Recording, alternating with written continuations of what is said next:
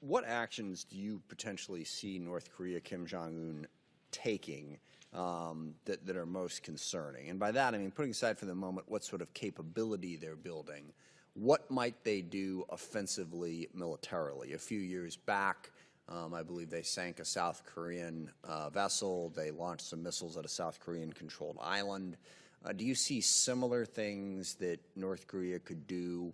I mean, I don't think any of us anticipate that they're just going to do a full-scale war because they know the cost of that. But are there places where they would try to push the envelope? And if so, what are your concerns about what they might do militarily against either our assets in the region or our allies? Yeah. Sir, I'm not as certain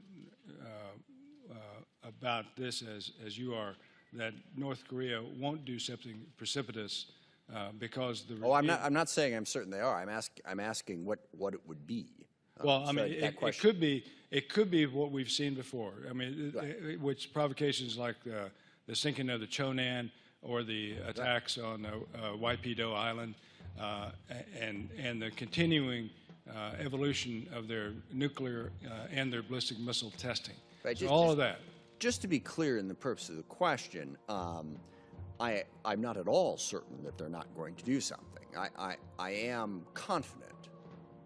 Admiral, I'm not certain of anything at this point in my life. It's just the nature of the world. But I am reasonably confident that North Korea sees the threat of launching a full-on war against South Korea or Japan and the consequences of that.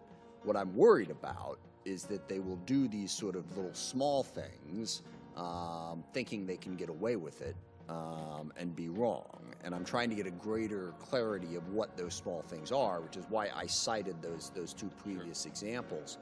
In the current environment, what are you worried about? Are they likely to once again, try to sink a South Korean ship? Are there disputed territories that they might try to take over?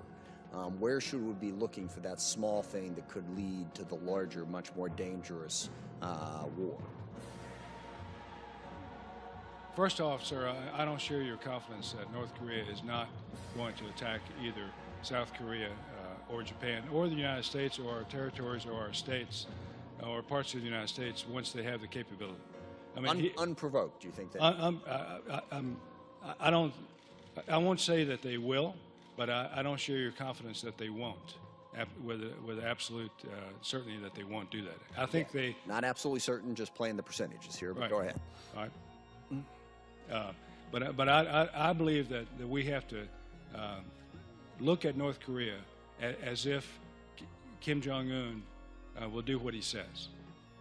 And there's right now there's probably a mismatch between KJU's rhetoric and his capability. He has threatened by name Manhattan, Washington, Colorado, Australia, Hawaii, and there's a capability gap probably in whether he can or not. And I'm sorry to belabor this point because I want to get on to some other people here, but he's threatened those things in the context of don't mess with us. Or are you saying he simply threatened them as he's going to do it no matter what we do? Sir, I can't read his mind. I'm not asking you to read his mind. All I can do is understand what he says, and when he threatens the United States, then that's one level. But when he threatens the United States with the capability of realizing that threat, that's a different place. And when that happens, that's an inflection point, and we're going to have to deal with that, I believe. I'll let other folks get in here, and this is probably more for a classified setting, but understanding why he threatens the United States, I think, is enormously important. And again, granting your point that there is no certainty, there is still things that we can learn to understand why those threats are made, and it would definitely inform how we would respond to those threats. So we can do that more in the classified setting. I'll yield back to the committee. Thank you.